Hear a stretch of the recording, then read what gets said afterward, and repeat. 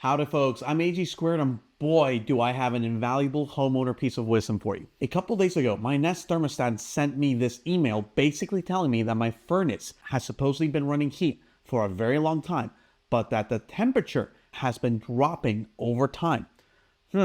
Weird, right? I then decided to look at the Nest application and to my shock, saw that the furnace has been running for almost 3 consecutive days.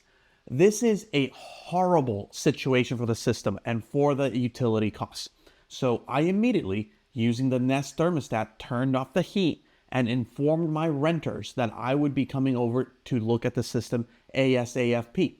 Once I arrived, the first thing to do is to turn off the power to the system. To do so, you should see a switch nearby the HVAC system, similar to what you see with my system here. I have turned this off. The next step is to look at your system and figure out what screws need to be unscrewed to remove the panels. This varies between systems, but for the most part, they are practically the same.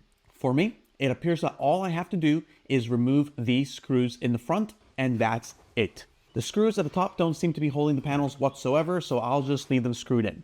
Once you remove the panels, you'll see the following components. They may look slightly different, but you will have a motor, as shown here. Then you'll have a gas line, which takes in the gas from the outside and feeds it through the interior, which produces the flames by these 3 torches right here.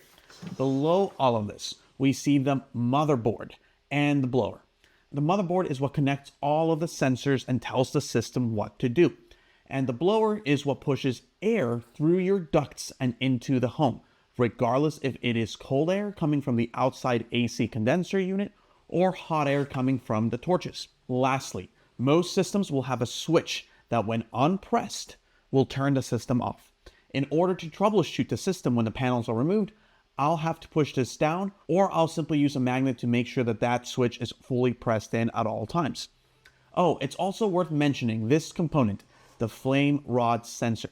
This component is responsible for detecting if a flame is actually lit.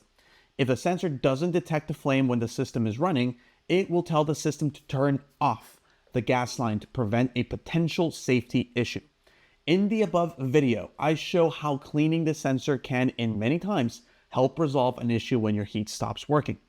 For now, let's walk through the phases of the system so we can narrow down the potential issue.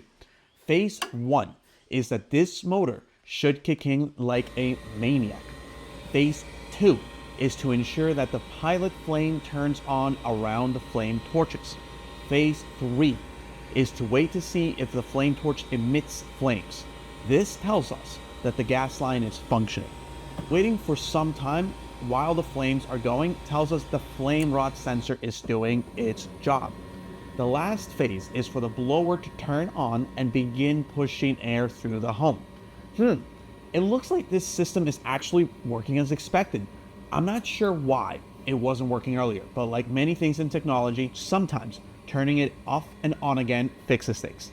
But I asked my renters to please keep a very close eye on things and to let me know if the home's AC or heat isn't functioning as expected. To finish up here, I'm going to put these panels back on and screw in all of the screws. And this video is another reminder as to why I strongly recommend to get a Nest Thermostat. If it wasn't for the Nest Thermostat's ability to notify me that my furnace was malfunctioning, this could have been going on for a very long time and it could have permanently damaged my HVAC system, causing me upwards to $5,000 to $12,000 in expenses. So if you're interested in buying a Nest Thermostat, be sure to check out the above video here to know how to install one. If you found this video helpful, folks, please go ahead and give it a like. And consider subscribing to my channel where I share a lot more DIY, do-it-yourself repairs, renovations, and maintenance projects, as well as talk about all things related to home ownership and real estate. Thank you for tuning in, and till next time.